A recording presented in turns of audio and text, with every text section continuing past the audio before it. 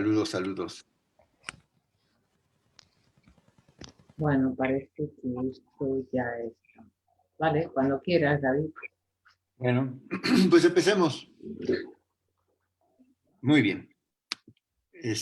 Voy a poner aquí mi texto.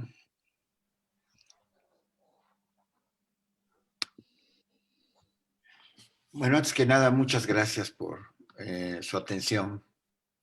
Espero que se escuche bien por allá. Yo estoy leyendo el texto, no los veo a ustedes ahorita, pero ustedes sí me ven a mí. Bueno, el título de esta exposición se llama De la ciencia clásica a la ciencia no lineal y los cambios en la espiritualidad humana. Bien. Son varios los factores que impulsan cambios en la espiritualidad del ser humano. Uno de ellos es la ciencia. Hay otros, la ciencia no es el único, obviamente, factor de cambio en la espiritualidad humana, pero es uno de esos factores que influyen en los cambios en la espiritualidad, ¿no?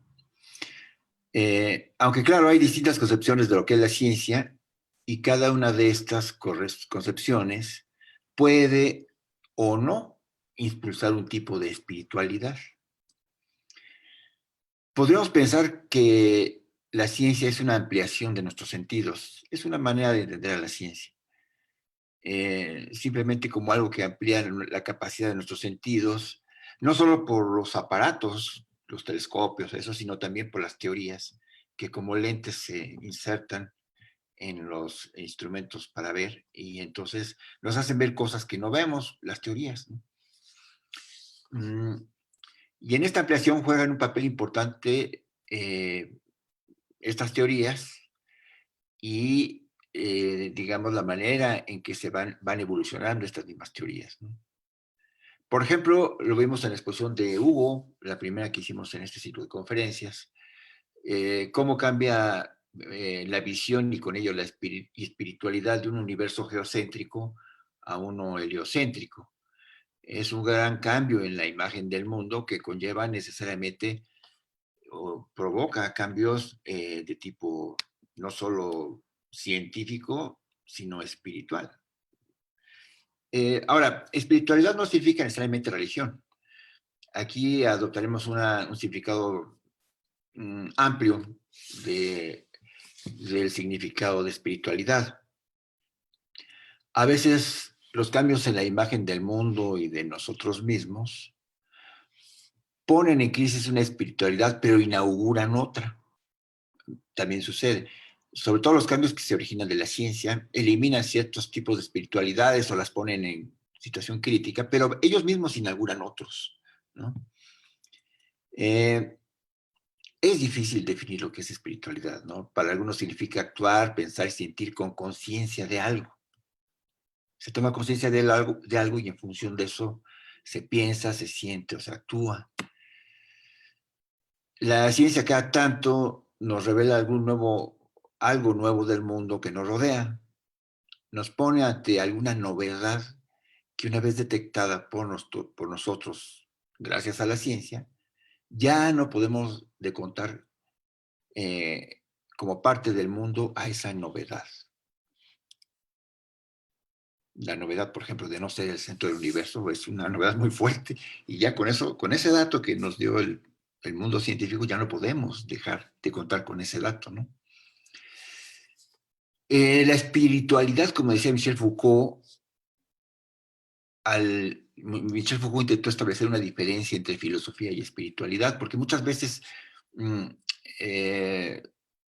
ejemplo, Heidegger consideró que la filosofía es espiritualidad, pero no todos están de acuerdo. Entonces, en algún momento se suscitó un debate de si podríamos equiparar filosofía y espiritualidad, ¿no? Michel Foucault dice que no, que hay una diferencia.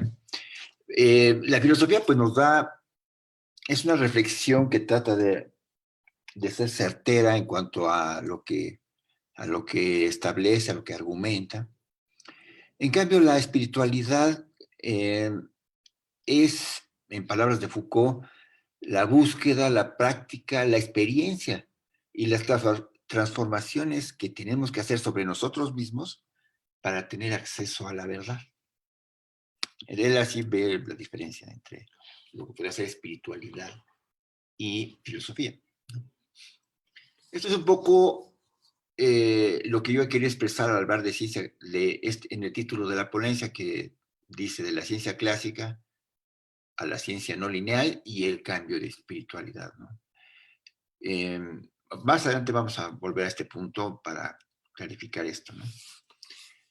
El tiempo que tarda un descubrimiento científico en volverse parte de la cultura es más amplio que el que se toman los científicos para hacerlo parte de sus conocimientos.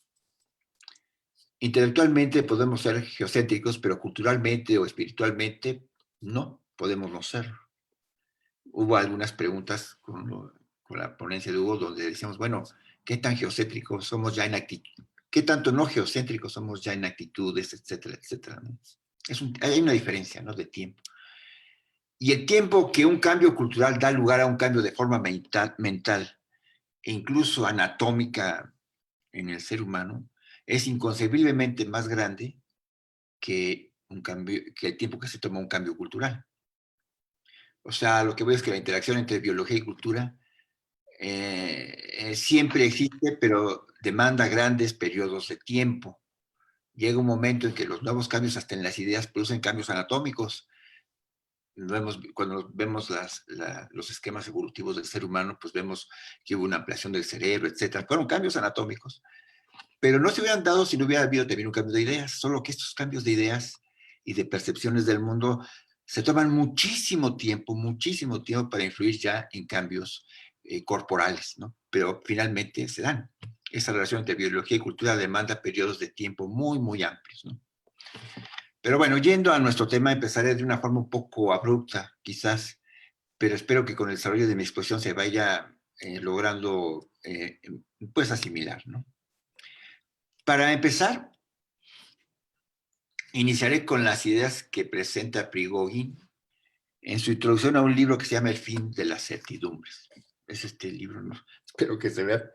El fin de las certidumbres de Ilya Prigogine. Es en lo que me he basado para esta exposición, ¿no? Para Prigogine, las leyes fundamentales de la física, tanto la clásica como la relativista y cuántica, no autorizan ninguna distinción entre pasado y futuro en sus formulaciones matemáticas, y por lo mismo no pueden expresar procesos evolutivos. Increíble, ¿no? Que la física hasta clásica no haya podido expresar procesos evolutivos. Es como si el tiempo no existiera para ese tipo de física. No hay flecha del tiempo. Sin embargo, dice Prigogine, en química, en geología, en cosmología, en biología o en ciencias humanas, pasado y futuro desempeñan papeles diferentes. Sí hay flechas del tiempo. Y eso pues les permitió hablar de evolución a estas ciencias. Mientras la física no podía hablar de evolución, estas otras ciencias, como la biología, pues con Darwin, la cosmología, ahora que hemos visto exposiciones de la Big History, todos estos procesos evolutivos en los que van apareciendo novedades en el universo, pues es evolución. Todas esas ciencias podían hablar, pero en cambio la física clásica no tenía la manera racional de expresar un proceso evolutivo, ¿no? En geología podemos apreciar las maravillosas formas que la erosión diferencial produce en las rocas sedimentarias. Yo creo que todos ustedes han visto esas películas del oeste donde aparecen esas rocas que parece que las esculpió alguien. Toda esa creatividad de la naturaleza de las rocas, lástima que no pude presentarles una foto, pero pues a uno lo conmueve, ¿no? Ver esas formas que adquieren las rocas por la erosión, ¿no? En cosmología, como decíamos, nos encontramos con explicaciones acerca de la manera en que se fueron formando estrellas, sistemas solares y galaxias cada vez más complejos. En biología, a todos nos es familiar Darwin, relativo a la evolución de las especies, o de cómo el cerebro de los primates se fue haciendo cada vez más grande y complejo, cambios anatómicos fuertes. En ciencias sociales podemos observar cómo la organización de las sociedades se hace más sofisticada, fuimos pasando de la familia, la banda, la jefatura, el Estado, las regionalizaciones y finalmente, pues, una globalización. Hay cambios, y algunos para algunos son evolutivos, ¿no? En ciencias como la antropología podemos reconocer la evolución de la cultura. Hay toda una corriente que dice que la cultura también evoluciona, ¿no? Pero paradójicamente, la física, ciencia que se ha considerado la más avanzada, la reina de las ciencias, fue la última que pudo abordar su estudio, que es la materia y la energía, desde una perspectiva evolutiva. Hasta antes de la termodinámica no lineal, no era posible hablar de evolución en los fenómenos o sistemas físicos. Mientras Darwin hablaba de la evolución de la vida y de los sistemas orgánicos, etcétera, etcétera, los físicos clásicos no tenían cómo plantear eso, decimos aquí, ¿no? Por otro lado, ¿cómo hablar de cambio y evolución en otras ciencias cuando en estas todo se pretende reducir a un proceso material? O sea, era realmente un problema porque una ciencia extrema, sea biología, sea geología, sea lo que ustedes quieran, pues aspiraría a poder reducirse en términos materiales y energéticos, que son los de la física. Pero si la física no sabe hablar de evolución, pues entonces, ¿cómo hablar de evolución en todas las demás ciencias, no? Adoptando un radicalismo fisicalista, ¿no? Bien. Dentro de esa física clásica, existía la termodinámica clásica y explicaba que toda transformación de un fenómeno material simplemente acabaría pues en un desgaste de los sistemas mecánicos y del aumento de la entropía según lo establecían sus tres leyes. Eso es todo lo que podía decir del futuro la termodinámica clásica. Pues sí, todos los sistemas se van a ir desgastando y finalmente la ley de entropía, la segunda ley de la termodinámica, pues diría que todo se va desmoronando, degradándose, ¿no? Clausius, que fue el que expresó las tres leyes de la termodinámica en 1865, expresó las dos primeras leyes, la primera y la segunda, con esta frase: en un sistema cerrado, la energía en el universo es constante y la entropía aumenta. La entropía es la tendencia al desorden. Todo tiende a disgregarse, a desordenarse, y el futuro no es más que desordenamiento de cualquier sistema, de cualquier cosa que exista. Hasta ahí llegaba la predicción del futuro de la ciencia clásica, específicamente de la termodinámica clásica, ¿no? Por sistema podemos entender cualquier cosa que elijamos como tema de estudio. Y por sistema cerrado, entendemos aquel sistema en el que no entra ni sale energía. Por entropía positiva, entendemos aumento de desorden, y por entropía negativa, aumento del orden. En los sistemas cerrados hay heterogeneidades que pueden definir algún tipo de orden, pero a medida que pasa el tiempo, estas heterogeneidades, estas diferencias, van desapareciendo hasta que el sistema se desordena o en términos termodinámicos alcanza el equilibrio que equivale a su muerte. O sea, si tenemos un sistema cerrado, imaginen un recipiente con partículas de gas, o podemos ver una sociedad, lo que ustedes quieran. Y es un sistema cerrado, no entra energía ni sale. Tarde o temprano, las diferencias se van a ir anulando hasta que quede todo plano, digamos, ya no haya diferencias de potencial, y entonces ahí es cuando decimos que el sistema está en equilibrio y ahí muere ese sistema, ¿no? Entonces, por ejemplo, una barra de hierro, por ejemplo, si la calentamos, genera un orden porque si la calentamos es que está entrando energía, no es un sistema cerrado. Está entrando y entonces del lado donde recibe el calor, pues se concentra más calor que del lado donde no lo recibe y se genera un orden, zona caliente y zona fría. Luego quitamos la fuente de energía y aislamos esa barra de hierro. Tarde o temprano se va a uniformar las temperaturas hasta que ya no haya diferencias de temperaturas. Es ahí donde el sistema alcanza el equilibrio. la termodinámica clásica es todo lo que podía predecir, pero no podía hablar de ninguna evolución, ¿no? En todo caso, lo más probable es que es lo que ya sabemos, que se muera el sistema porque pues se equilibra, ¿no? Y dice Prigogine, en el equilibrio el tiempo no fluye. Cuando ya no hay diferencias de potenciales, tampoco fluye el tiempo.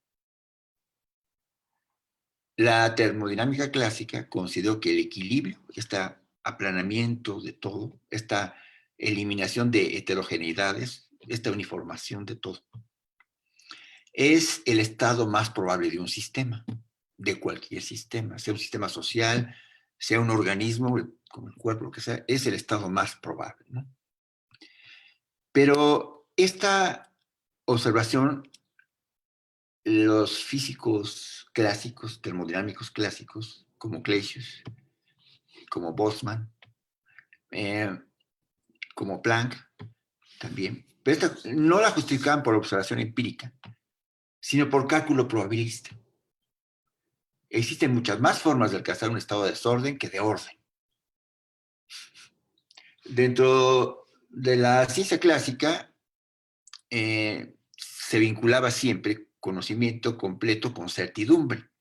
La ciencia clásica, la física clásica consideraba que va a llegar un momento en que avance tanto la ciencia que con una información infinita vamos a poder hacer predicciones certeras e incluso retrodecir el pasado. Esa es la esencia del determinismo que se ha llamado determinismo laplaciano. Y este ideal determinista de la ciencia clásica, llevado al extremo, ha influido a nivel espiritual en los científicos y eventualmente en el público en general. Digamos que es la imagen pública clásica de la ciencia dominante. Por ejemplo, los científicos como Einstein, de alguna manera, seguían un tipo de espiritualidad determinista, que como les digo es lo que caracteriza a esta ciencia clásica, y incluimos ahí a la termodinámica clásica. Y este tipo de visión inducía cierta espiritualidad a Einstein cuando buscaba hacer su teoría del campo unificado.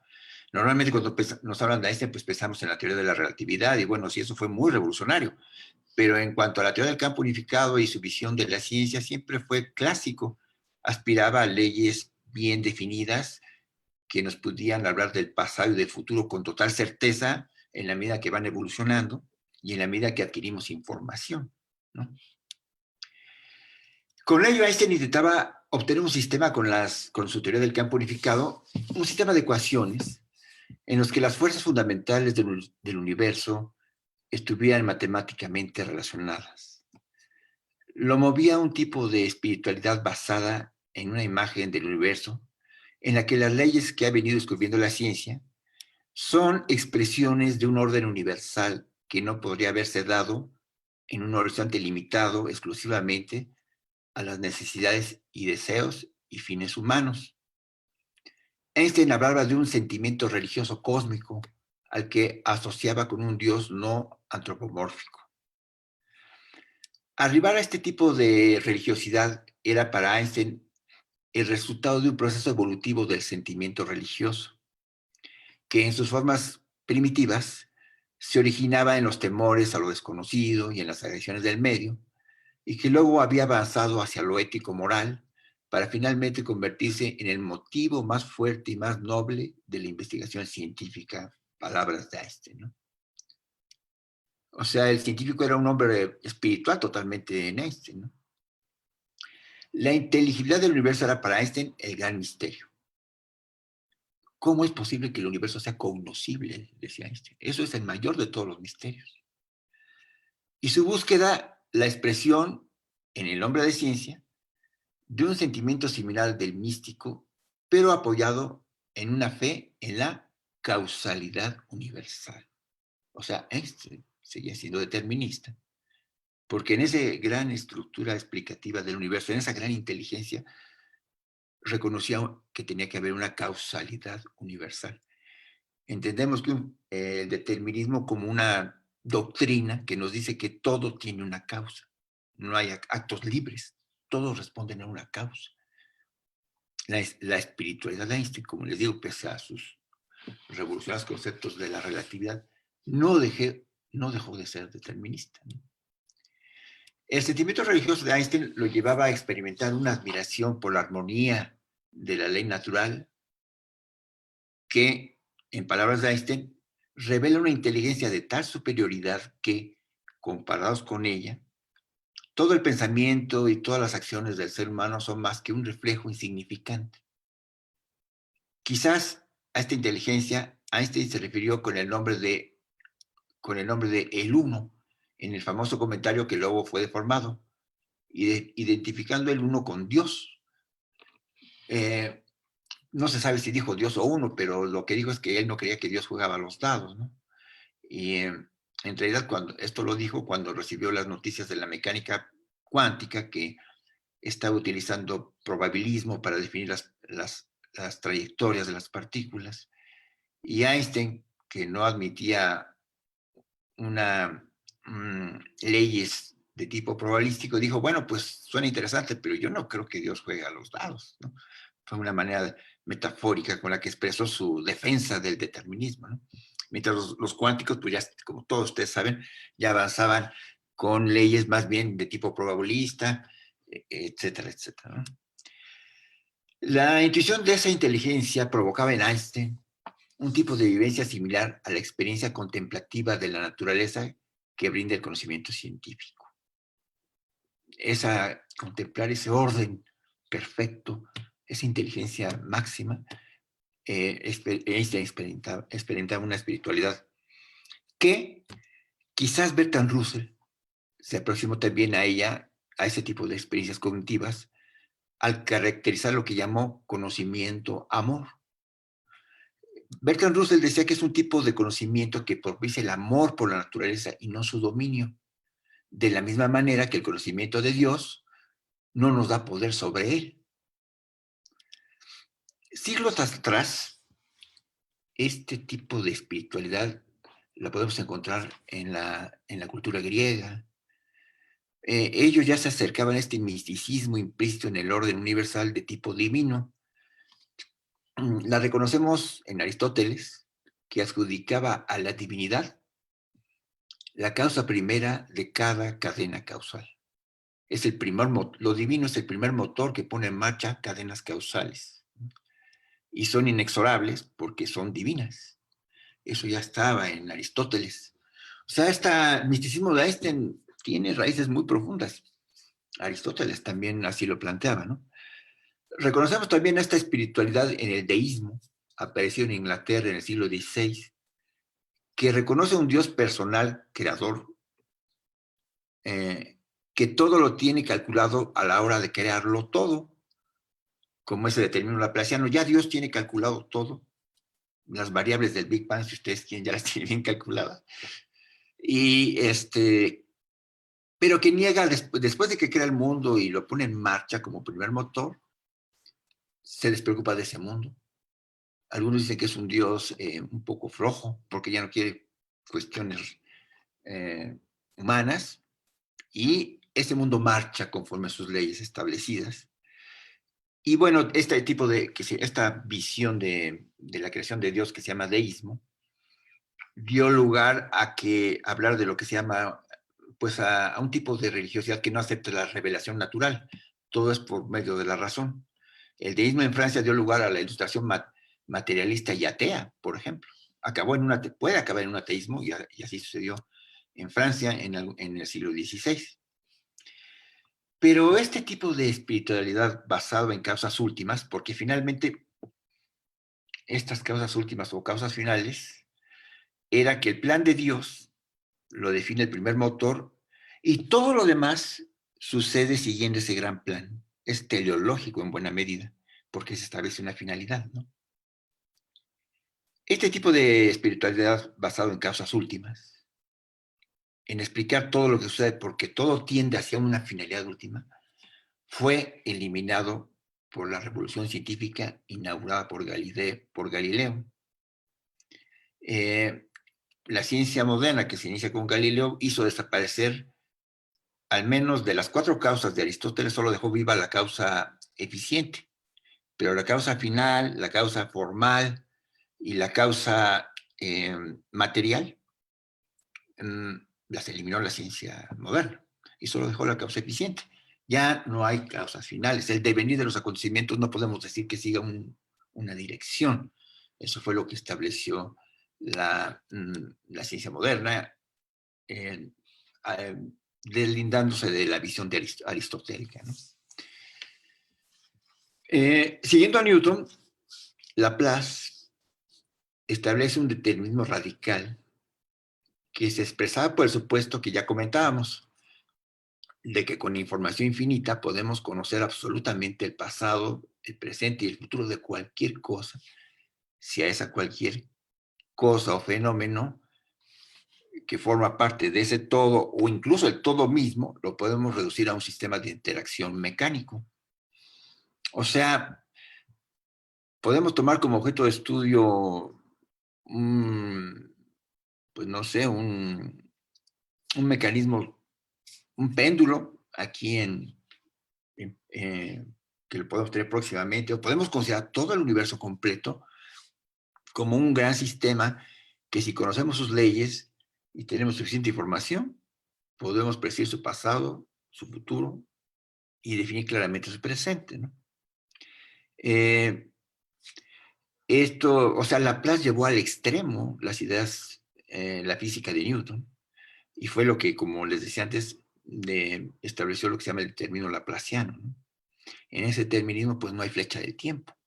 El pasado y el futuro siguen leyes idénticas y los efectos de esas leyes son iguales tanto en el pasado como en el futuro. De acuerdo al determinismo laplaciano, el avance de la ciencia nos daría la posibilidad de echar hacia adelante o hacia atrás fenómenos de cualquier índole, como si la naturaleza fuera un autómata reversible.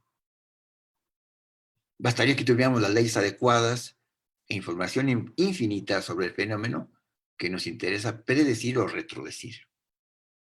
Ya en el terreno de la termodinámica clásica, en teoría, el determinismo laplaciano podría hacer retroceder el estado de entropía máxima, o sea, el estado de equilibrio, regresarlo a un estado de desequilibrio y menor entropía. ¿Se acuerdan que yo les hablaba de que en un estado cerrado pues ya es todo desorden?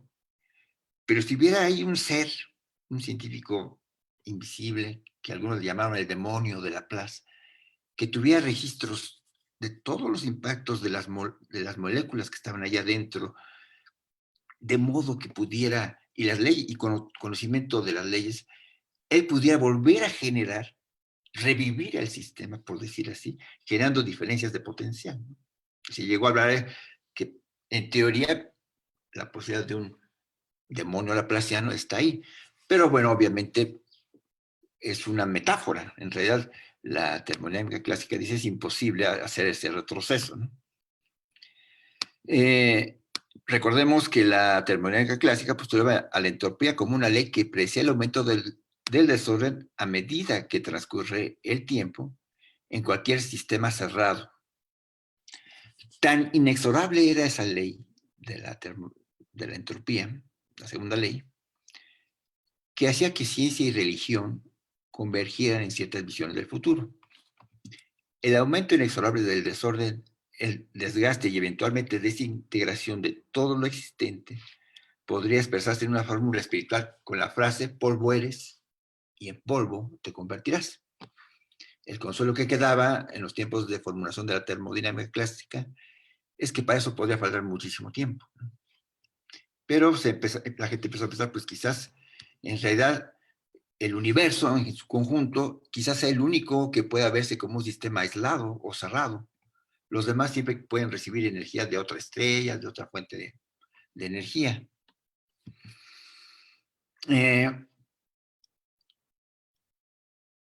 Aunque bueno, ahora afortunadamente hemos encontrado por ahí teorías que dicen que hay una energía oscura y una energía nueva que están entrando y bueno, ya saben todos ustedes, las nuevas teorías cosmológicas están admitiendo que no puede no ser el universo aislado, ¿no? Entonces, bueno, la entropía del sistema será cada vez mayor a medida que avanza el tiempo, hasta que alcanza el equilibrio térmico. la energía del sistema se distribuye por igual, entonces. Y entonces el universo en su conjunto puede verse como un sistema termodinámico que está sujeto a la ley de entropía y se mueve hacia un desorden absoluto. Pero en este gran panorama determinista, al margen de que nos agrade o no lo que se prevé hacia el futuro como desorden, ¿dónde queda la libre elección? Desde los tiempos de Aristóteles, la idea de una finalidad última, de un destino ineludible, resultaba problemática. Aristóteles planteaba una causa final, un primer motor, como ya dijimos, de tipo divino que ponía en marcha cada cadena causal, pero entonces, ¿cómo hablar de actos éticos si todo ya está planeado?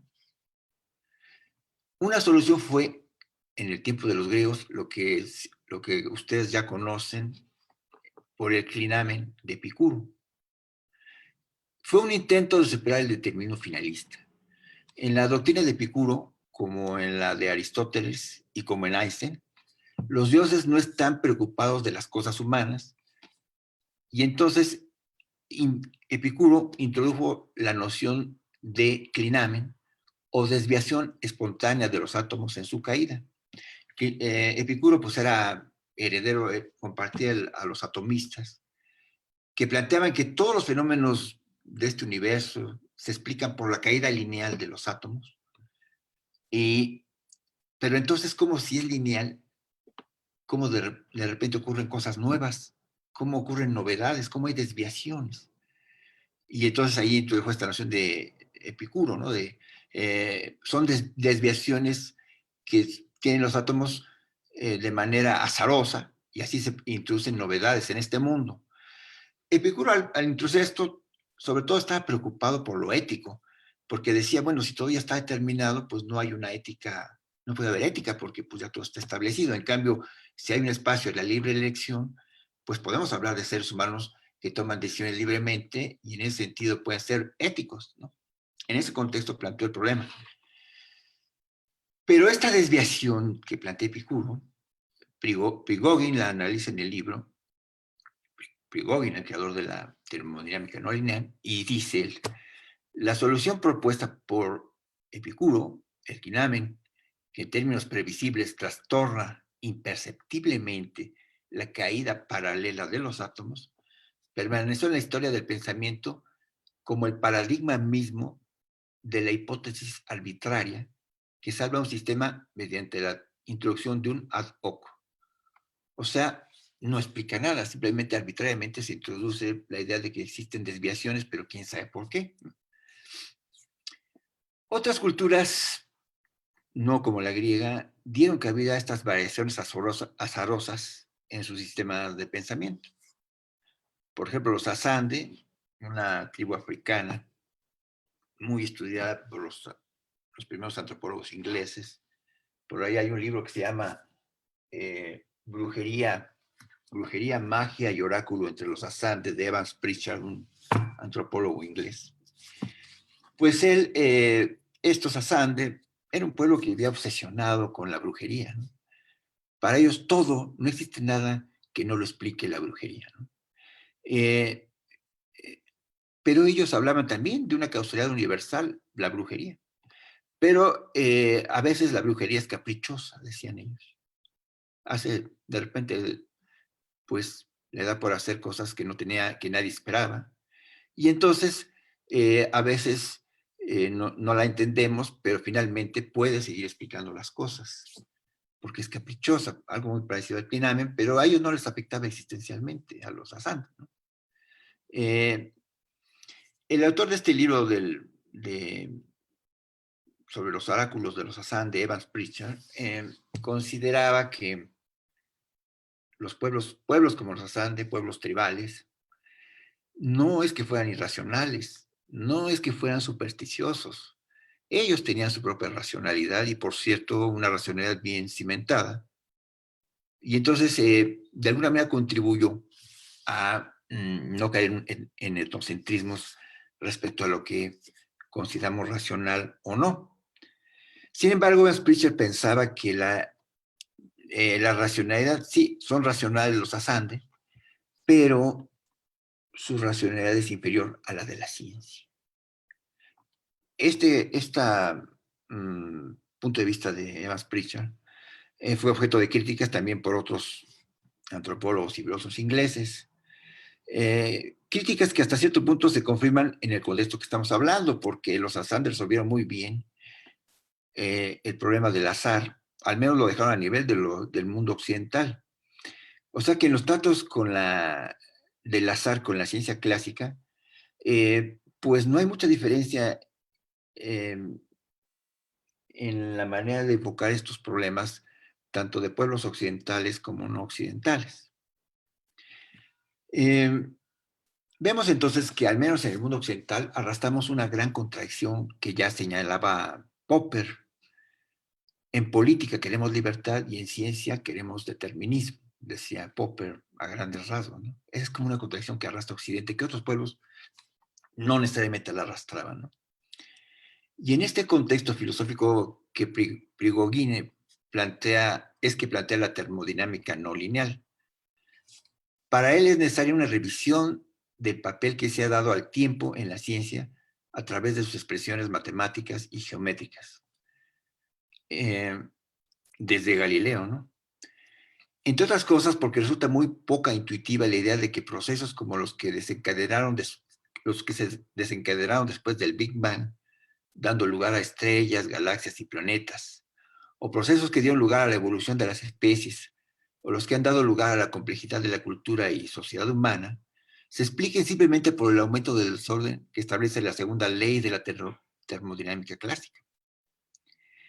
La termodinámica no lineal no parte de negar las leyes de la termodinámica clásica, pero establece que paralelamente al proceso global universal de entropía desintegradora, se están dando hacia adentro de los sistemas abiertos procesos de autoorganización en los que la entropía no aumenta, sino disminuye.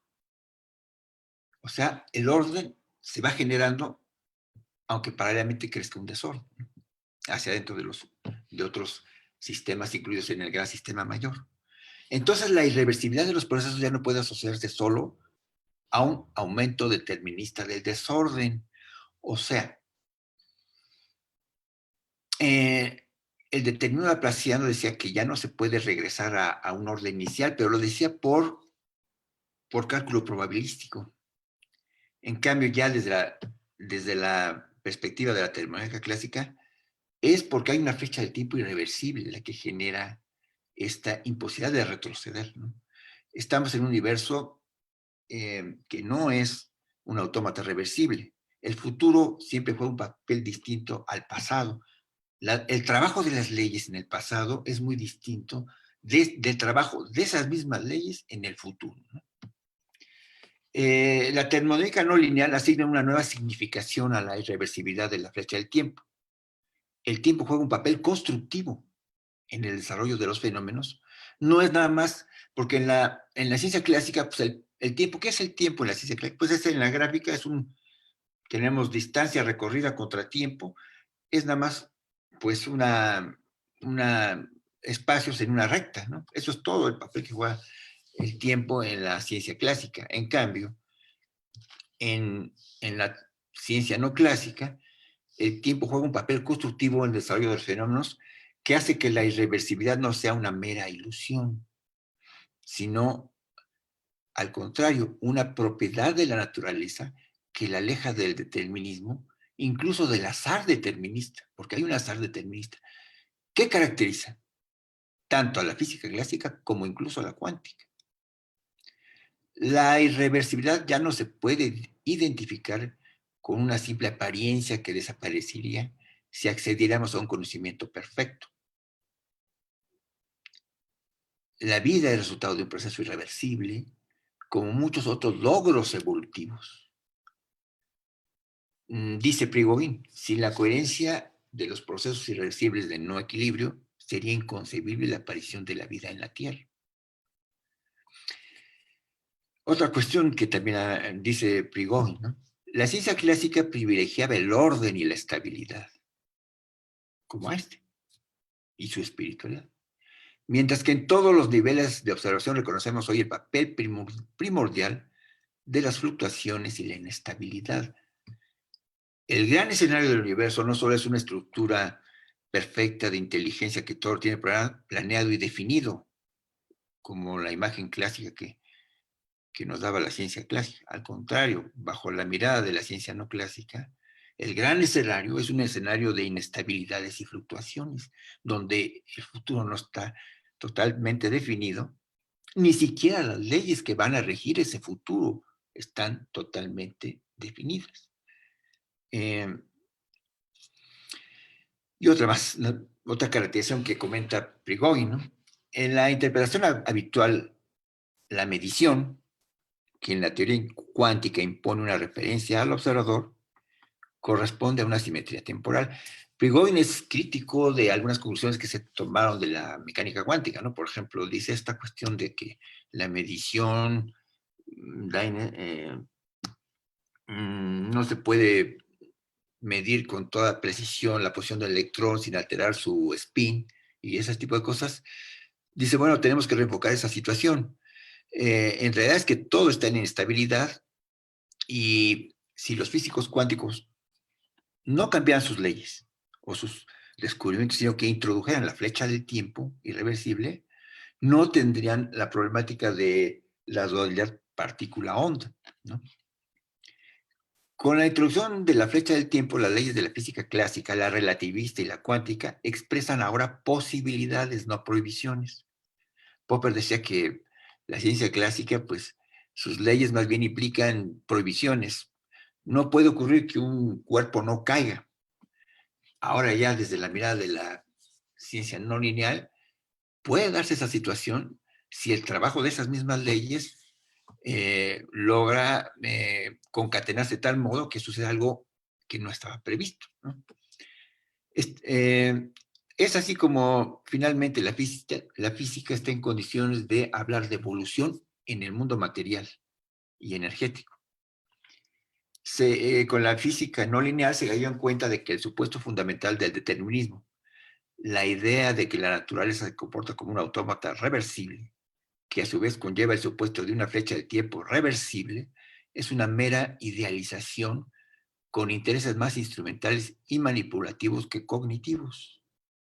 Reconocer el aspecto creativo y libre de todo evento que tenga lugar en el universo, sea algo físico, biológico o humano, resultó no ser tan solo una ilusión, como decía Einstein. Einstein decía que la irreversibilidad era una ilusión. De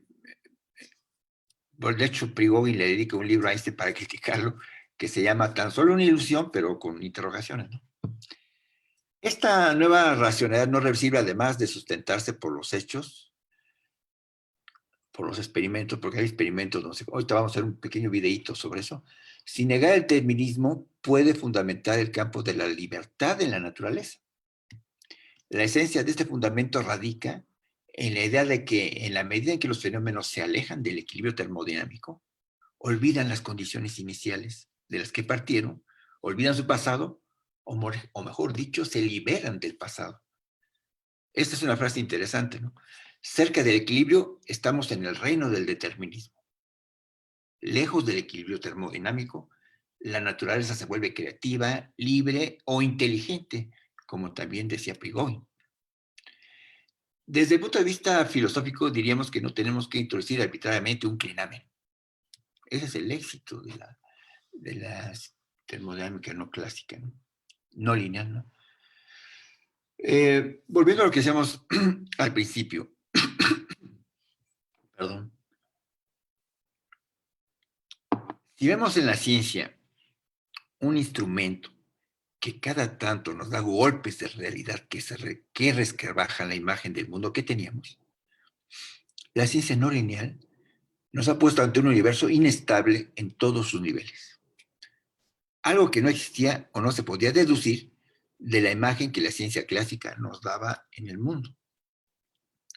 Con ello, un cambio de espiritualidad se ha venido dando en las comunidades científicas y eventualmente en la sociedad actual, que tienden a no oponer determinismo y libertad. Ya casi vamos a terminar, ¿no? Solo un pequeño recurso explicativo. Existe la termodinámica no lineal, apela a lo que se llaman las estructuras disipativas. Es uno de sus mayores instrumentos tanto para explicar sus ideas como definir sus temas de estudio. Desde la perspectiva de la termodinámica no lineal, todo puede ser tratado como energía. Todo. Desde un evento biológico, un evento cultural, un evento social, todo puede verse como energía que puede autoorganizarse para evolucionar, incluso lograr continuidad en el tiempo más allá de las leyes establecidas originalmente. Esto se logra si alcanza lo que se llama el estado constante.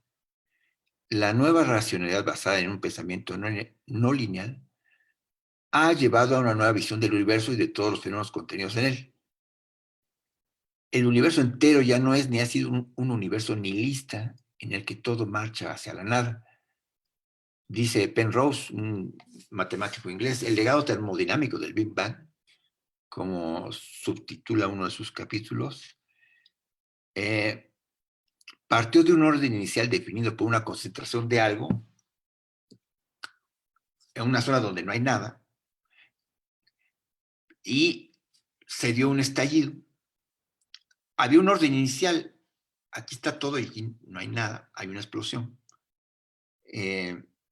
Y en ese caída energética, en ese flujo, pues se dieron una serie de estructuras, planetas, átomos que se autoorganizaron, que marcharon incluso en sentido contrario al desorden, y pues se formó lo que ahora llamamos universo, ¿no? Claro, es una visión muy limitada, ¿no? Porque, bueno, el Big Bang no lo debemos de pensar como que aquí fue la explosión y se expandió como un globo, ¿no? Tenemos que pensar de otra manera, pero bueno, no tenemos recursos para representarlo de otra forma, ¿no? De manera muy básica podemos pensar, para entender lo que son las estructuras disipativas, que es lo que yo les comentaba, la manera en que explica Prigogine sus ideas, en una charola llena de agua a la que suministramos calor. No pude traer la imagen de eso, pero imagínense una charola llena de agua.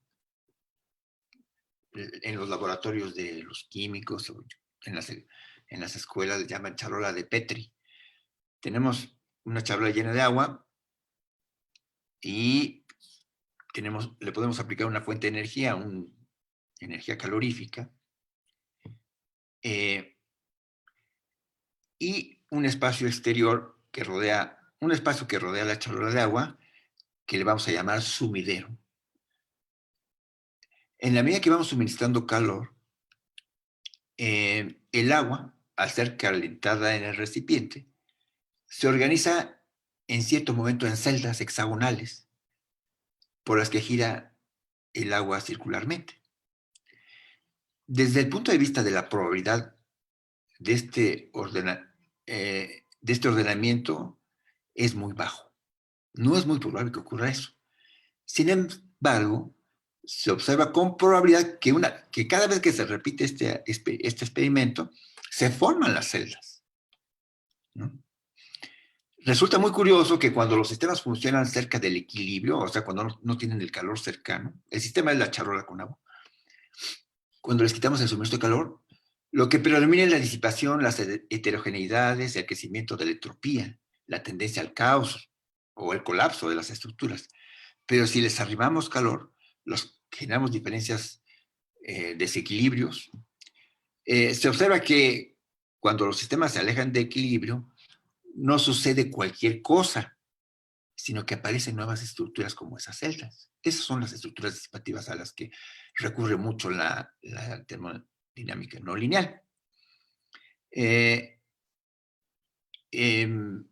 Prigogine destaca que es impresionante que ecuaciones deterministas de las trayectorias de partículas en un sistema den lugar a cosas no deterministas. Él tiene una frase: en el nivel estadístico se rompe el determinismo. Es importante entender que las estructuras disipativas no son cosas, sino configuraciones temporales que adoptan los procesos. La ciencia no lineal se fundó a partir de experiencias basadas en estructuras disipativas. Quisiera que viéramos un video, a ver si lo puedo poner aquí, comparto la pantalla. Es un video muy breve que nos va a dar una mejor idea de esto, que es la base de la ciencia no lineal.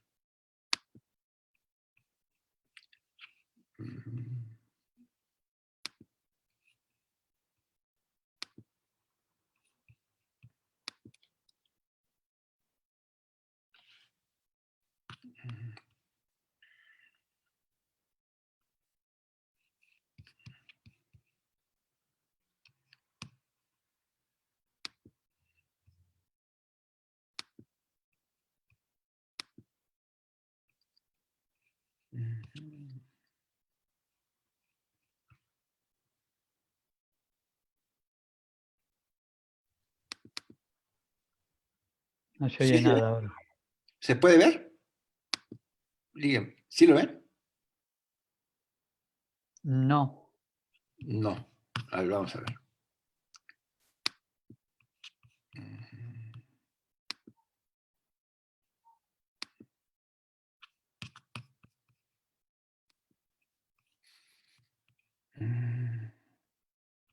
Sí me ven a mí, ¿verdad?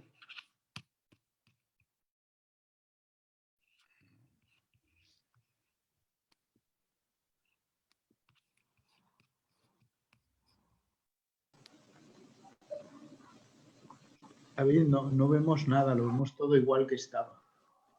No es que Ok. aparezcas tú en la pantalla. ¿No tienes la opción compartir pantalla ahí? A ver, ahorita vemos. En la base, abajo. ¿Eh? A ver, permítame un momento.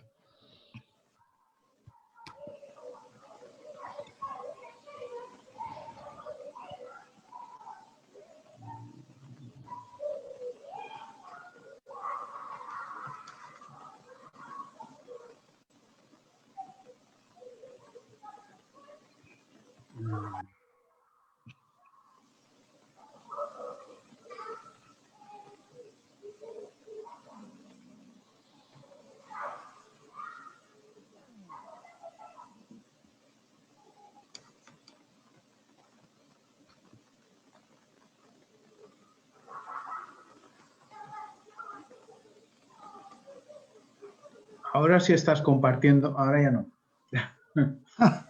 Estabas compartiendo pantalla, pero claro, una vez que compartes tienes que elegir eso que vas a reproducir. Se disipó. Disipó esto. A ver si... Además, ¿sí me escuchan? Sí, escuchate, te escuchamos y te vemos. Y me ven. Bueno, vamos a tratar a ver si se... No logro retomar la pantalla de Zoom. Esto de las energías disipativas se disipa muy rápido. Ujú.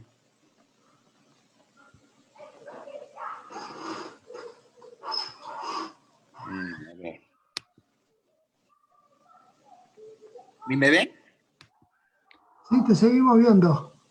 Sí. La pantalla sigue igual. ¿Y ahora ven el video? No, no, No. No ve nada del video. no. Mm, No ve, no ve. A ver, a ver.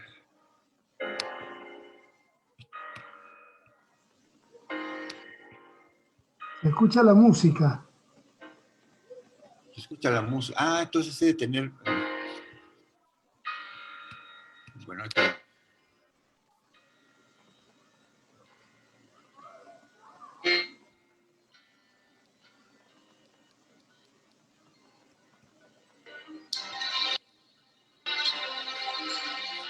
Y la música se escucha. Sí, pero no se ve la imagen. No. Apareces tú en pantalla, pero estás congelado. Ah, es que aquí hay una... No sé si me puedo desconectar y volver a entrar. Prueba. David, ¿por qué no pones el link en el chat Intentamos ponerlo desde aquí. Claro. Sí. Voy a intentar. Eso es.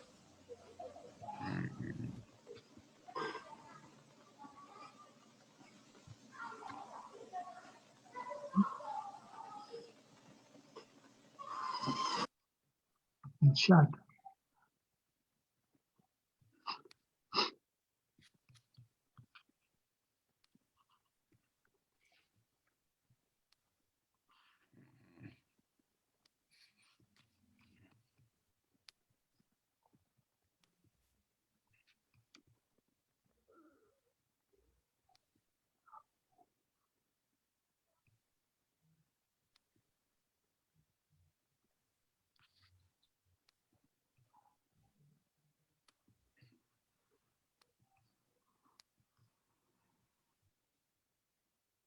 Ahí para pasárnosla a nosotros. ¿Cómo, Ricardo? Que si tiene la dirección de YouTube, la vemos entrando en un YouTube aparte, paralelo, y luego regresamos. Sí, también. Si ¿Cuánto nos tiempo ponen- dura la película? Otro comparte la pantalla. Claro. A mí me deja compartir pantalla. Supongo que nos deja a todos, ¿no? Ahí salió. Ah. David va a volver a entrar. No sé quién es el hospedador acá. Yo, No sé, pero se ve que todos podemos compartir pantalla. A mí me Sí, deja. a mí también.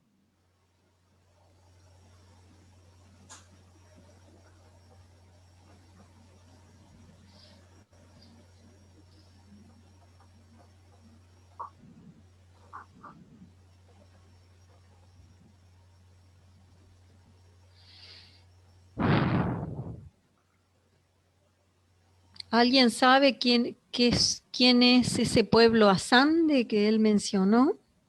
¿De dónde es? Yo no. Yo no. ¿Será Sí. de ahí, del México profundo? Si me escuchan, soy Ángel J. Lecona. Sí, Sí. te escuchamos. Ok, yo también soy antropólogo. El pueblo, bueno, buenas tardes a todos. Hola. Hola.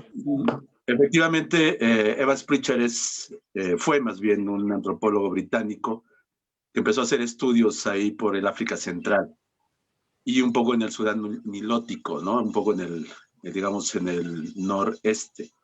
Entonces, este pueblo Asande, efectivamente, es uno de los pueblos que estudió y tiene la característica justamente de que en ese momento que lo estudia, él está empezando a implementar un poco las teorías del equilibrio. Entonces, el pueblo Asande, digamos, en su estructura social, Evans Pritchard encuentra que todo está, digamos, invadido, por decirlo de alguna manera, por la brujería, ¿no? Cualquier actividad que realizan los Asande es una actividad que está rodeada de brujería. No hay azar. Justamente a mí me llamó la atención esto que implicaba hace un momento David, en donde se hablaba del azar y justamente el planteamiento era bajo una línea donde encuentra que es un pueblo que utiliza la razón, involucrar en su pensamiento que no hay nada azaroso, ¿no? Entonces cualquier cosa que ocurra es producto de la brujería. Entonces, en términos grandes, este grupo africano pues está formulando entre su sistema social eso, ¿no? A grandes rasgos. Gracias.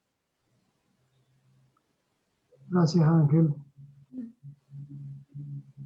Muy bueno lo de este pueblo determinista, ¿no? Pues sí, de alguna manera, pero justo hubo una implicación, digo, yo no soy filósofo de la ciencia, pero me interesó también esta parte donde decía que hay alguna circunstancia de un azar determinista, ¿no? Que también involucró dentro de la charla o conferencia David. Claro. Y es lo interesante que también dentro del planteamiento antropológico se va encontrando, ¿no? Se va encontrando en los mitos, se va encontrando en las prácticas culturales, Y bueno, a mí me resulta relevante cómo el fundamento, David, le otorga, digamos, este nivel también a un pueblo, ¿no? Que bueno, quizá una de las preguntas que habrá que hacerle después es cómo involucra el término evolución, porque esa es nuestra problemática en la antropología. Gracias, ¿Qué Ángel. pareció? ¿Te pareció? Ya estoy aquí. Volvió. La interrupción. Mucho gusto, Ángel, que andes por acá. Qué gusto. Tú conoces bien a los Andes. Bueno, voy a tratar de proyectarles el video. Entonces, si me vuelvo a equivocar, me disculpan. Aquí dice que inicie mi video, pero No, pero primero tengo que seleccionarlo. tienes que compartir pantalla. Primero tiene que compartir pantalla. Primero tienes que darle a compartir pantalla. Y ahora, pues inicio mi video. ¿Y puedo preguntar algo, David? Sí. Respecto a este pueblo que a quien le gusta la brujería, ¿las brujas son brujas o brujos? Es un detalle, pero a mí me importa. Bueno, todos son hombres. Ah, bon. Ok, cambia un poco. ¿O no, Ángel? Es que lo interesante es que no hablan en un término genérico, brujos, ¿no? Nunca, efectivamente, en el texto nunca aparece la palabra bruja. Eso es interesante, habrá que situar si fue una característica de género o fue porque efectivamente eran puros hombres, ¿no? Ya empezó el video. ¿Oye, escuchan la música? Sí, la música sí, pero no lo vemos. ¡Ay! David, Sí. ¿puedes compartir el link en el chat? No, es un video muy difícil de encontrar. A ver. ¿No tenés el link ahí? No. Vamos a ver si aquí lo encontramos. Bueno, a ver. Aquí la música se empieza, pero no se ve la imagen, ¿verdad? No, no sé. Pero tú, Ahí está. ¿Se ve el video? No, No, Ahí está la tienes que imagen. seleccionar el vídeo ahora. Selecciónalo. ¿Cuál es el vídeo? Ya está. Ya lo- Calendario, diccionario, Estamos eventos, viendo diseño. otras cosas tuyas, pero no el vídeo. ¿Ya? No, el vídeo no. Hay una pantalla tuya, pero no el vídeo. Miren, no se ve. Ya empezó el video y ya lo estoy viendo.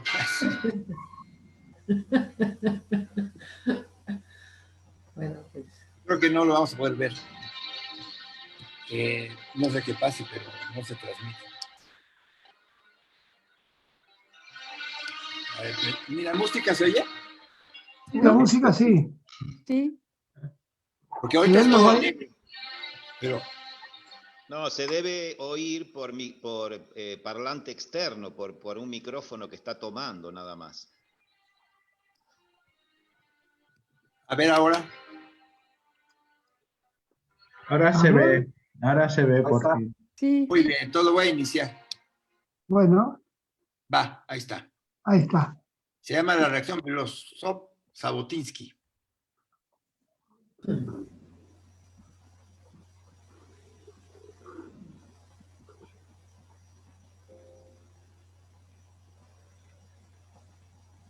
Yes.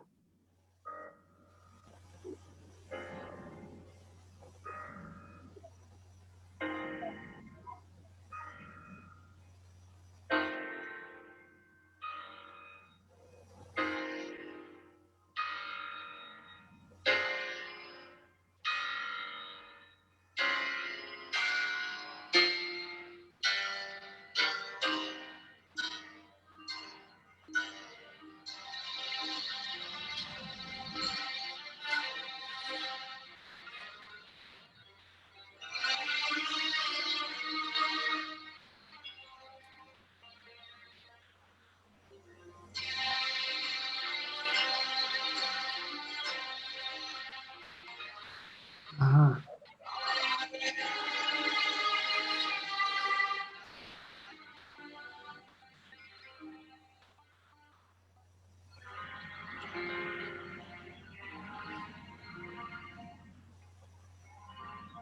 Claro.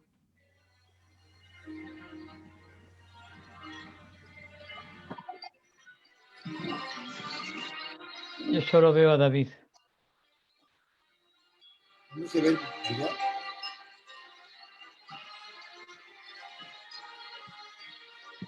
Ah, mira.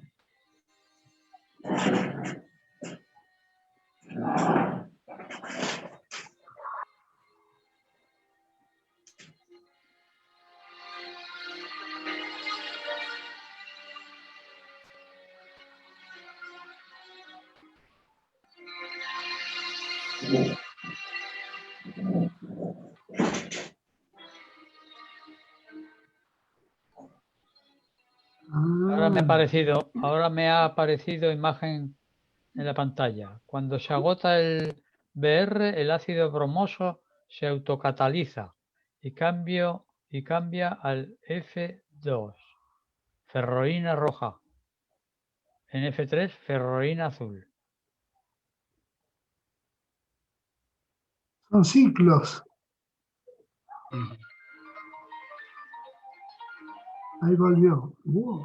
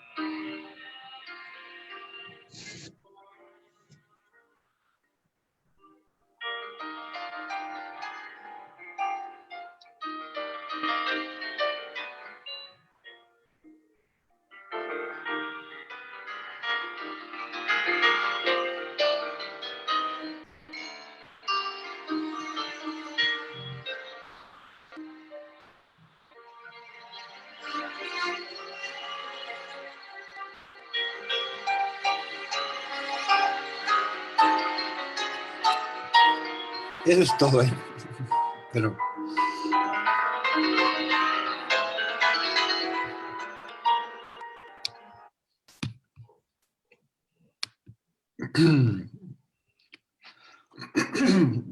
bien, es muy sencillo el vídeo, ¿no? Pero nos ilustra lo que es una estructura disipativa. El recipiente, pues, viene siendo como la charola que yo les explicaba. Sí. Las reacciones químicas producen esa diferencia de potencial. Lo importante aquí es que entra en un cambio de fase, es un cambio de potencial muy abrupto y se generan un orden nuevo. Esa alternancia de colores es lo que los químicos llaman reacciones químicas ordinarias. Es un orden que surge de lo que se esperaría un caos, surge un orden. Entonces, pues es una ilustración de lo que es un sistema termodinámico alejado del equilibrio y cómo es capaz de generar un orden no previsto. Las condiciones anteriores prevían pues puro azar, pero lo que se da es un ordenamiento en el tiempo de los colores. Y es es la base sobre la cual Prigogine pues sostiene experimentalmente su visión de la naturaleza creativa, ¿no? La creatividad de la naturaleza ahí la podemos apreciar en un simple vaso de laboratorio, ¿no? Bueno, ¿algún comentario respecto a este video? Y si no, seguimos ya para finalizar. Disculpen las fallas. Bueno, seguimos. Ya vamos a terminar.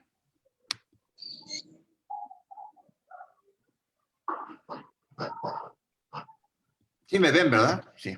Sí. Bueno. A ver.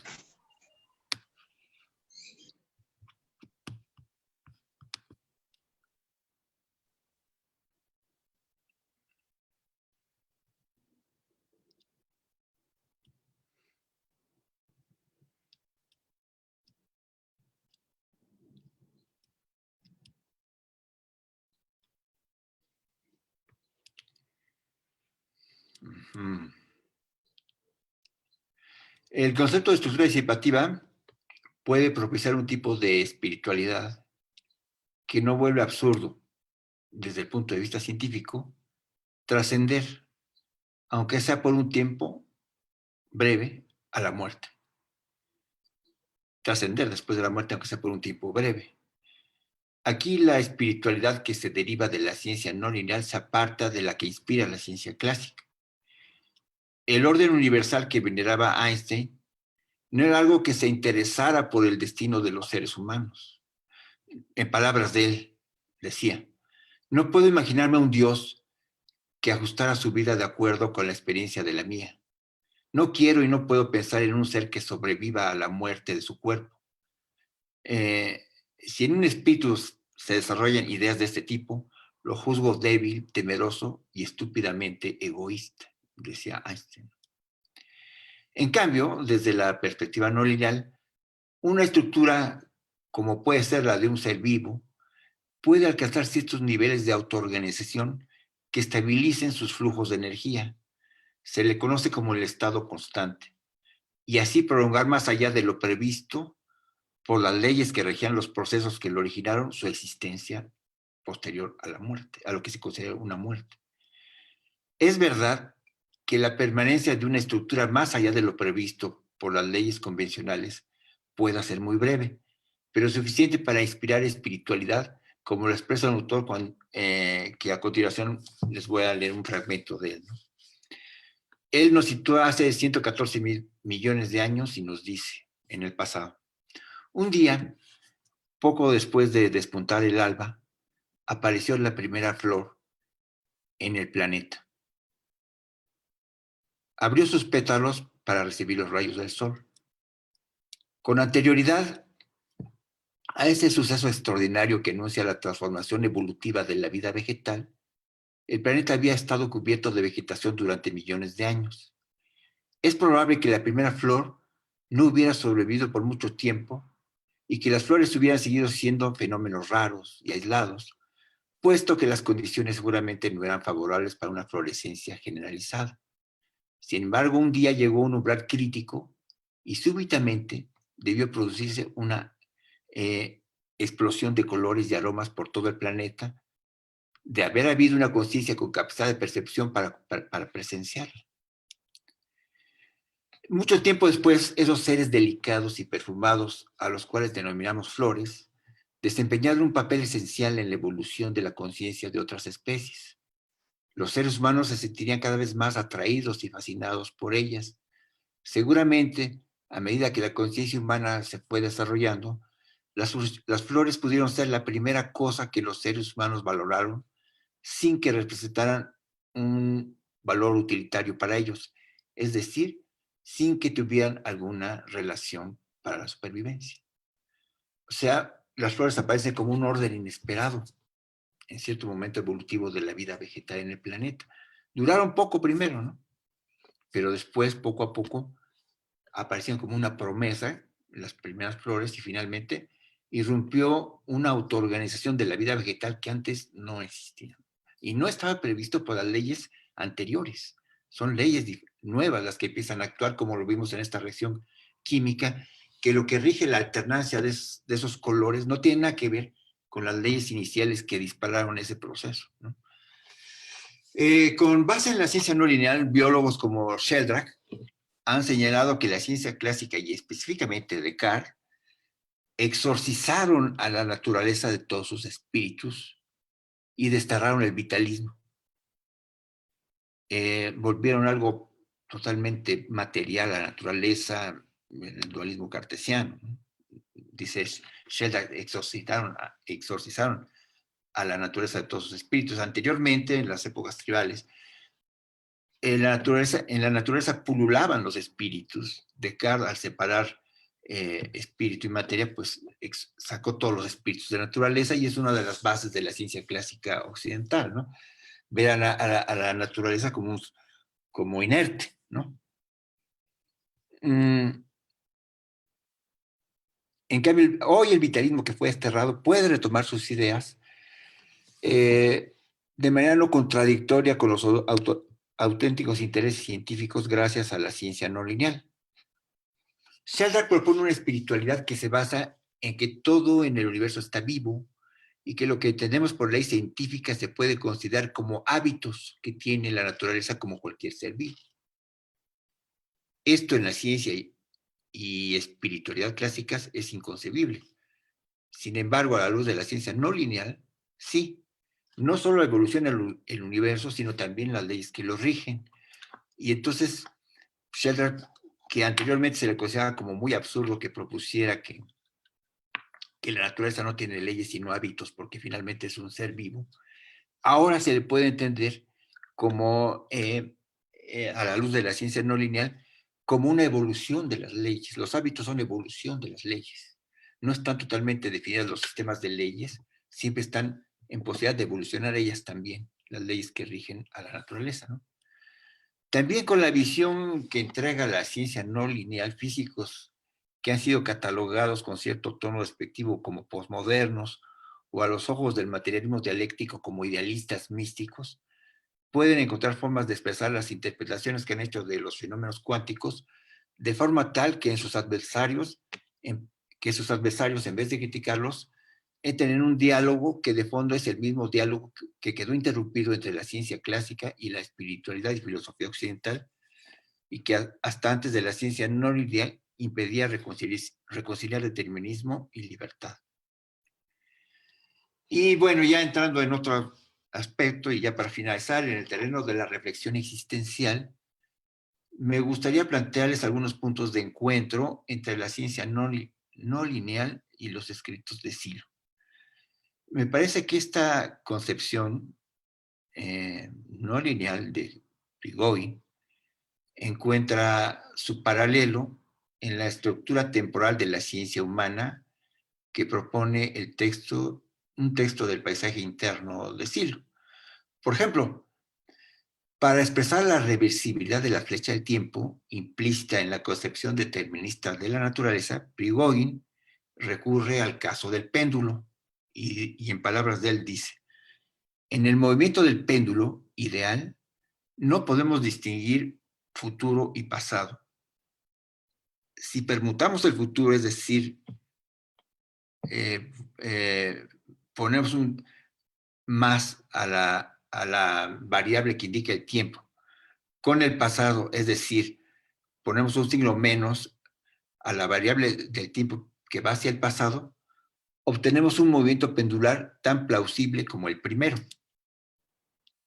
Silo, por su parte, para expresar la mecanicidad de la conciencia, al quedar atrapada en la compensación del pasado, recurre a la siguiente metáfora: entre la fría mecánica de péndulos o la fantasmal óptica de solo espejos, ¿qué afirmas tú que afirmes sin negar?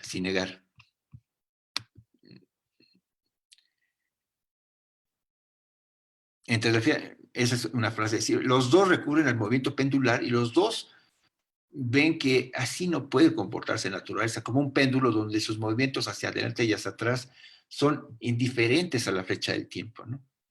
Luego dice Silo: rodeado por una muralla triangular de espejos, tu paisaje se refleja infinitamente en infinitos matices, y allí todo movimiento se convierte y se recompone una y otra vez conforme orientes tu visión por el camino de imágenes que hayas elegido. Puedes llegar a ver delante de tus propias espaldas, y al mover una mano a la derecha, esta responderá a la izquierda. Si ambicionas algo en el espejo del futuro, verás que corre en dirección opuesta hacia el pasado. Bueno, aquí dice, ambos pensadores, Silo y Prigogine, se revelan a esta visión simétrica del tiempo, uno en la naturaleza y otro en la condición humana. Prigogine destaca que no todo es simétrico en la naturaleza, dice Prigogine. Mientras los procesos reversibles son descritos mediante ecuaciones de evolución invariantes en relación a la inversión de los tiempos, como la ecuación de Newton de dinámica clásica o las de Schrödinger en mecánica cuántica, los procesos irreversibles implican una ruptura en la simetría temporal. Por su parte, Silo destaca el absurdo de la reversibilidad de la vida compensatoria por la que tantas veces atraviesa la vida humana. Silo se pregunta, ¿es que acaso la vida es solo acción y reacción?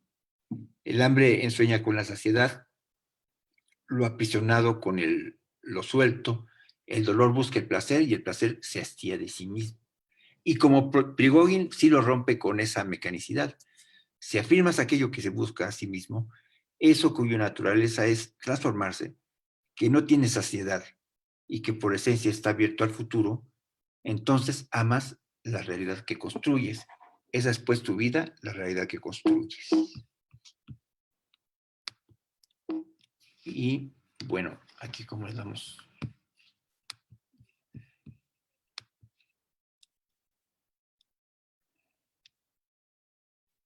Ya voy.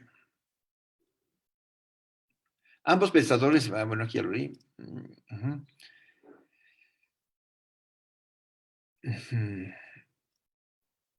Así, en las concepciones de ambos autores encontramos una compatibilidad entre determinismo y libertad. Prigogine habla de una vía estrecha en la naturaleza, un lugar en las explicaciones científicas donde sea posible insertar el campo de la libertad creadora de la naturaleza. Dice Prigogine, hemos intentado construir una vía estrecha entre el azar y el determinismo, entre estas dos concepciones que conducen a la alienación, las de un mundo regido por leyes que no otorgan lugar alguno a la novedad, y las de un mundo absurdo, acausal, donde nada puede ser previsto ni descrito en términos generales. Ciro también reconoce esta tercera posibilidad de la acción humana. En el paisaje interno podemos leer, y habrá acción y reacción, y también reflejo y accidente, pero si has abierto el futuro, no habrá algo que pueda detenerte. Bueno, y con esto, con estas frases, pues concluyo. Gracias. Muy bueno. Muy bueno, David. Gracias, Juan Carlos. Nos ha dejado a todos callados. Quería hacer una consulta. ¿Me escuchas? Sí, por favor. Sí. Mira, me llamó mucho la atención dentro de estas formas disipativas que estabas comentando, de los sistemas, un sistema total en estado de entropía, que al aumento de la entropía general aparecen entropías particulares negativas, o sea que comienza a haber, eso me pareció, porque mi línea no es física, sino más social, me pareció una descripción extraordinaria de las posibilidades que tanto se manejan en las hipótesis de cambio social actual. Sí, claro. Bueno, eso, ¿podrías documentarnos un poquito más qué área de la ciencia describe eso? Sí, de las ciencias sociales hay muchos estudios que se basan en ver, por ejemplo, una banda de cazadores-recolectores como una estructura disipativa en autoorganización. O dentro del Club de Moscú, los amigos de Moscú tienen, Boris Koval desarrolló, aplicando estas ideas de entropía negativa, de autoorganización, para cierto momento de Rusia, cuando hubo un cambio, cuando Yeltsin dejó el poder y entró otro régimen, él desarrolló este modelo de autoorganización basado en las ideas de Prigogine. Hay bastante en ciencias sociales, ¿cómo no? De momento eso se me ocurre, pero hay muchos trabajos, modelos termodinámicos alejados del equilibrio en el ámbito de lo social, se recurre bastante, ¿no? Y en el área de los físicos o de las teorías físicas, ¿a cuál nos podríamos remitir? Bueno, desde luego, pues Prigogine, ¿no? Es el fundador. El padre de la... Y está Isabel Spengers, hay varios que los fundadores. Lo que pasa es que la ciencia no lineal dio fundamento, por ejemplo, a todo lo que llamamos complejidad, a muchas cosas, ¿no? Retomó el diálogo entre ciencias y humanidades y de ahí se desprendieron mil cosas, ¿no?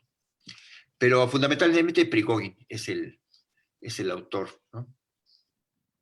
Gracias. Padre de la criatura. Sí.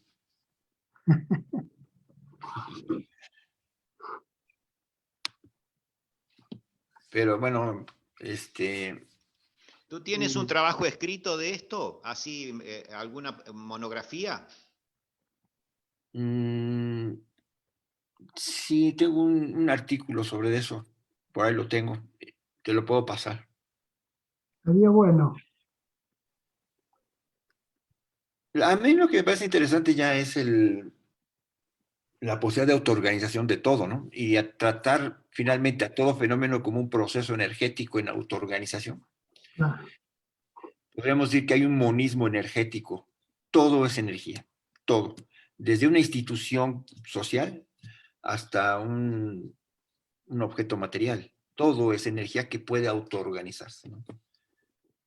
Y esa es como la trama de la vida, ¿no? El sentido de la vida está en la autoorganización, incluso con la posibilidad de un más allá, ¿no? Esa ruptura con las leyes originales para avanzar hacia otro tipo de leyes está ya implícito, ¿no?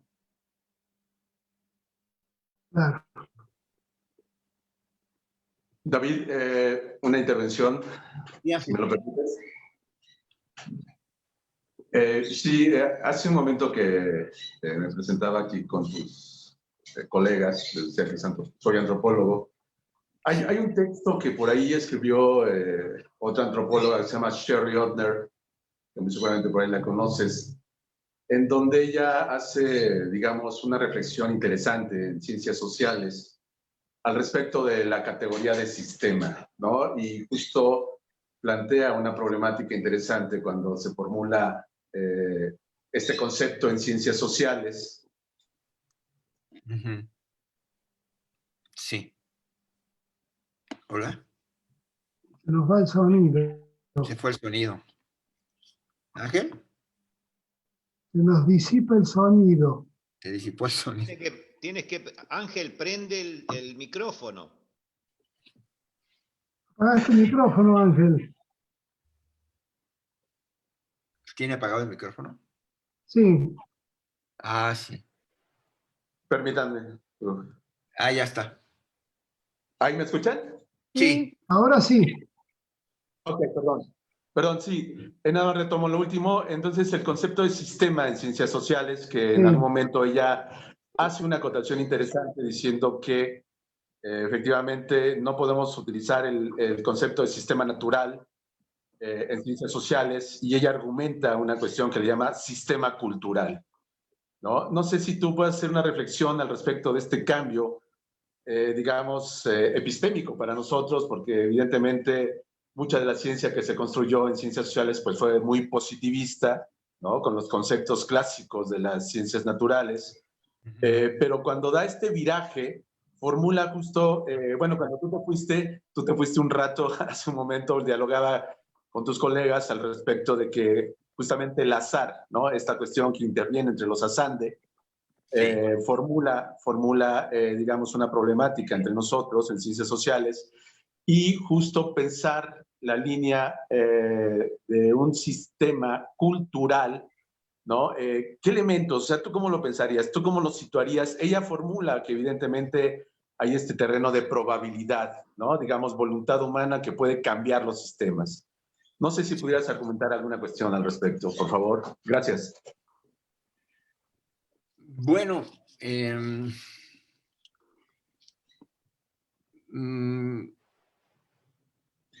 como decía un poco Popper, ¿no? Nuestra concepción del ser humano es un ser intencional, no solo Popper, bueno, el siloísmo también todos, que puede cambiar el devenir natural, ¿no? Pero entonces, ¿cómo conciliar determinismo y libertad? O sea, moralmente, pues sí, asumimos que el ser humano es un ser libre, pero entonces estamos fuera, totalmente fuera de la naturaleza. ¿En qué de dimensión vivimos que nos hace ser seres como, pues, solitarios quizás o no, pero estamos fuera de la naturaleza? Por ejemplo, dicen que cuando Darwin dijo que éramos un animal entre los demás animales, descendientes de un antepasado común conocido. Quedaste sin sonido. David. ¿Ya se oye? Acá se escucha. Alguien dijo, bueno, eso también es interesante porque no somos unos Ahí, bastardos. ahí mejoró. Dijo, frente a Oye, esta cuestión que dijo Darwin, alguien dijo, qué interesante porque entonces no somos unos bastardos advenedizos, tenemos un arraigo con el resto de las especies animales, no estamos solos, ¿no? Dijo, o sea, es otra manera de entenderlo, ¿no?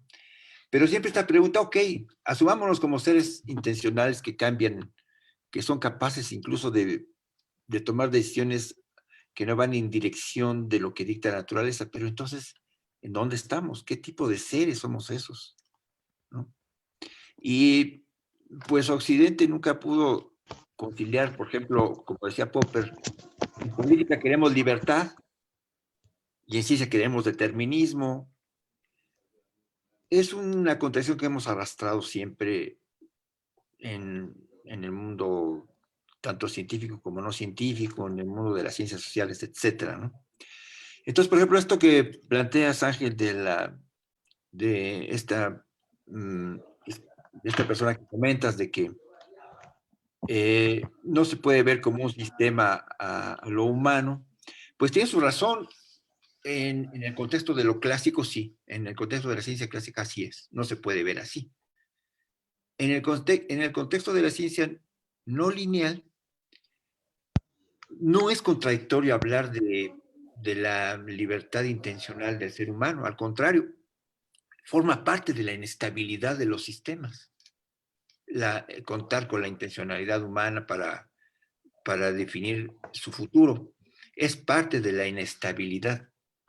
Se podría ver así. Y en este sentido, pues se reconcilia la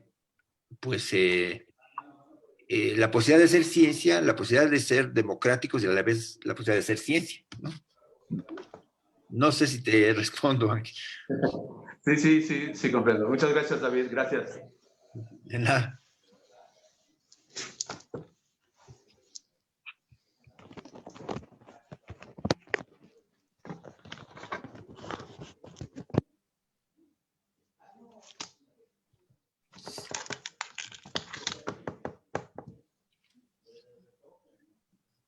¿Alguien más quisiera preguntar? David, a mí me quedó pendiente el título de la charla en el sentido de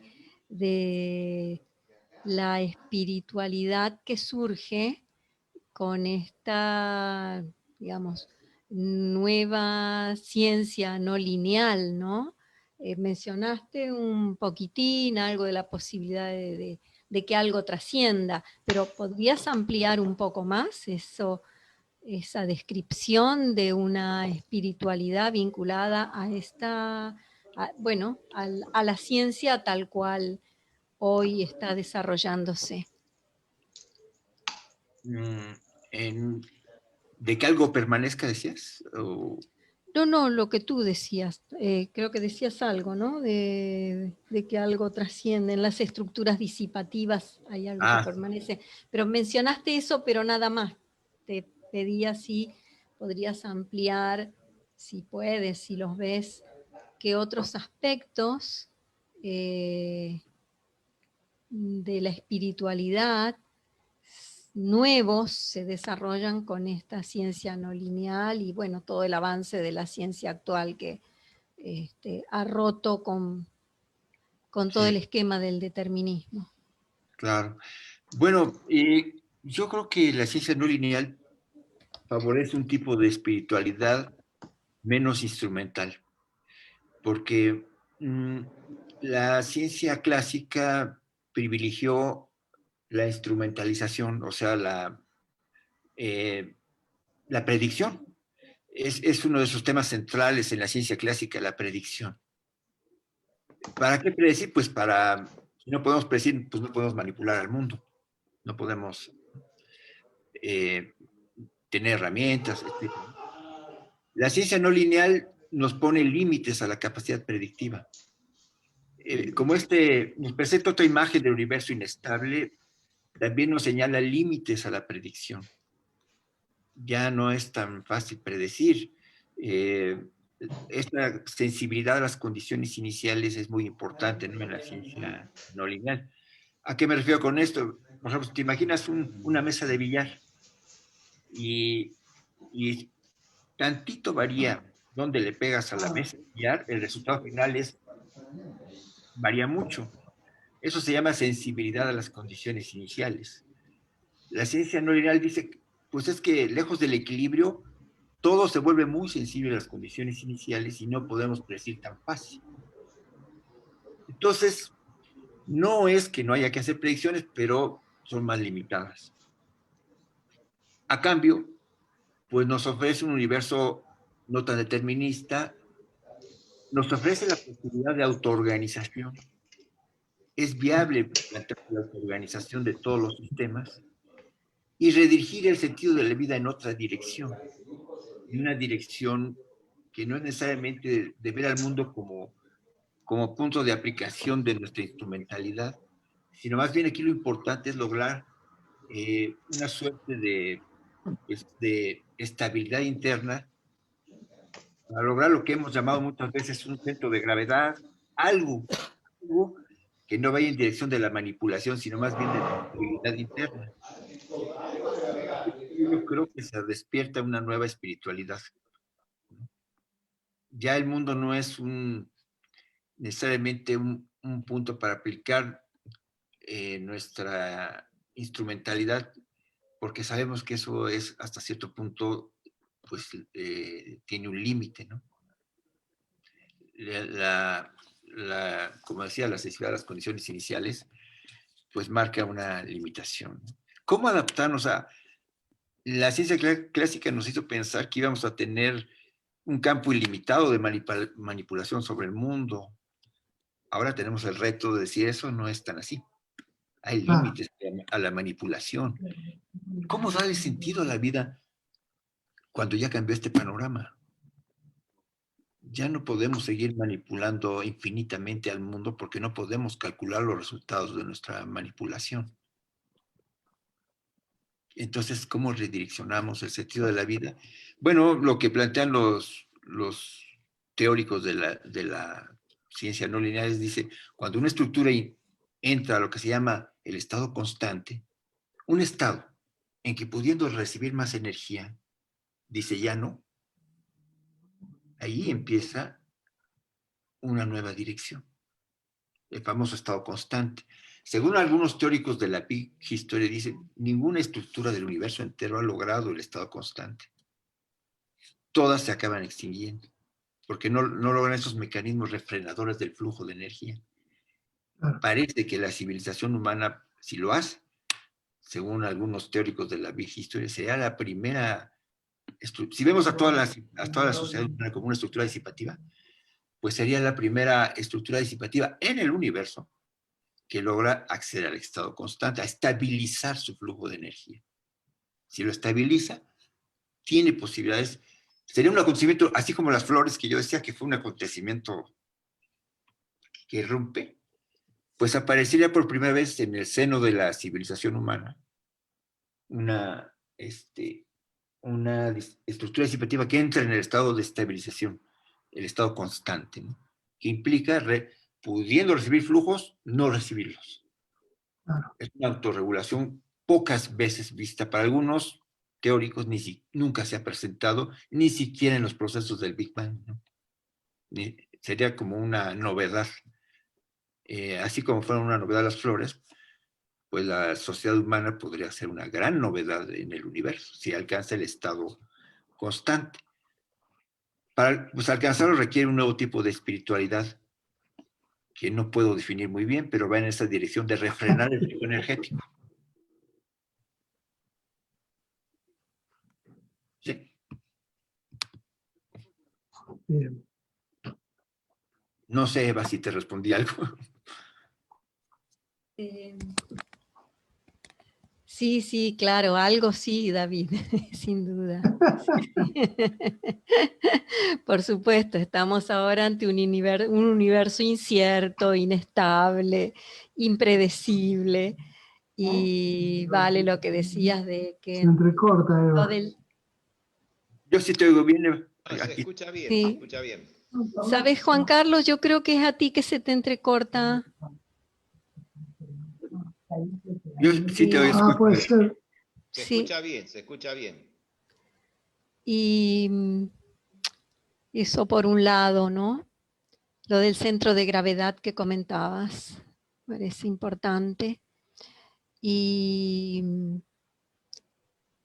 claro, una otra espiritualidad que no busca asegurarse futuro, ni realizaciones, ni cualquier otra cosa instrumental, aunque sea en el campo del espiritual, ¿no? Sino es que es como la máxima libertad en todo caso, ¿no?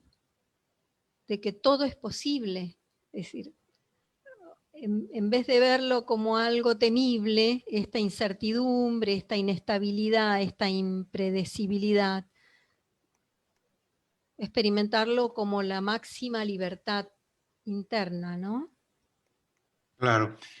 Y yo pensaba, sí, cuando ibas haciendo el paralelo de párrafos de Prigogine y de Silo, que Prigogine se estaba refiriendo como a la ciencia o a la física o a la termodinámica, y a mi entender Silo se estaba refiriendo a la conciencia, a fenómenos de conciencia, fenómenos sociales, ¿no? Psicosociales, pero en esta concepción de que todo es energía, bueno, Silo en algún lugar dice todo es luz, pero creo que vale,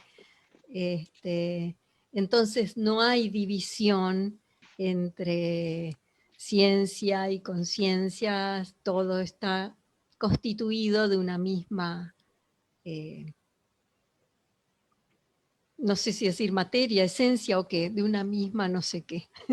Claro. Sí, desde esta visión no lineal, todo es, incluso la conciencia es un proceso energético. Todo es energía. Y el tema es lograr la autoorganización. Ese es el tema. Nada más que pues esta civilización se distrae con otras cosas, ¿no? Claro. Por ejemplo, disculpa que me entusiasmo con algo.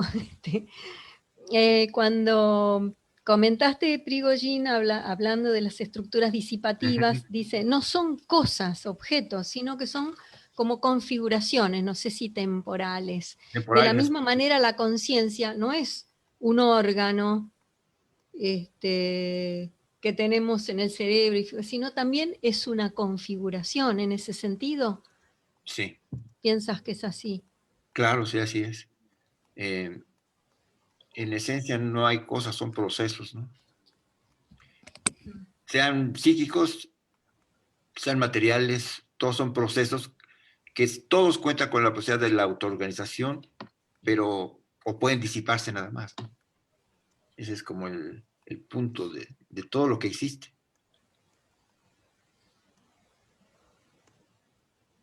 Muy interesante. Buenas preguntas.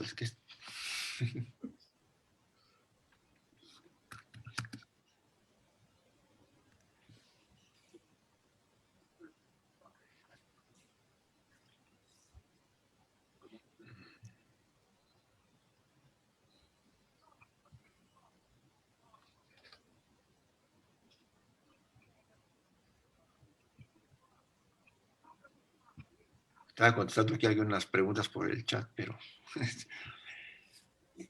Una Bueno, pregunta. sí, adelante, por favor. ¿Has encontrado trabajos paralelos con los compañeros, digamos, con los maestros en monografías respecto a esta perspectiva que estás desarrollando? ¿O que puedan complementar?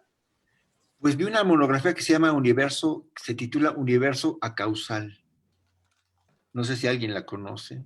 Esa me parece que va en esa línea, ¿no? Sí. Universo Acausal, no recuerdo quién es el... El autor es Fulvio De Vita. Fulvio De Vita. Sí. Okay. Y A mí me parece parte de una experiencia que ha tenido, bueno, en la disciplina mental, ¿no?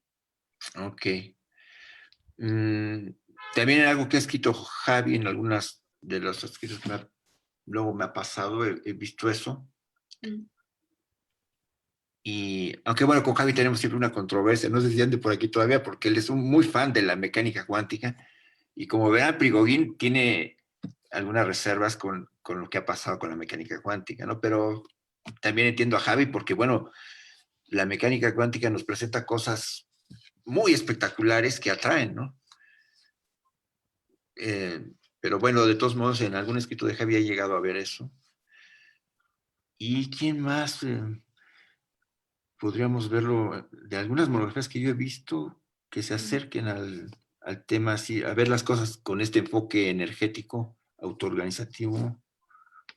No de momento, pero hasta ahí nada más.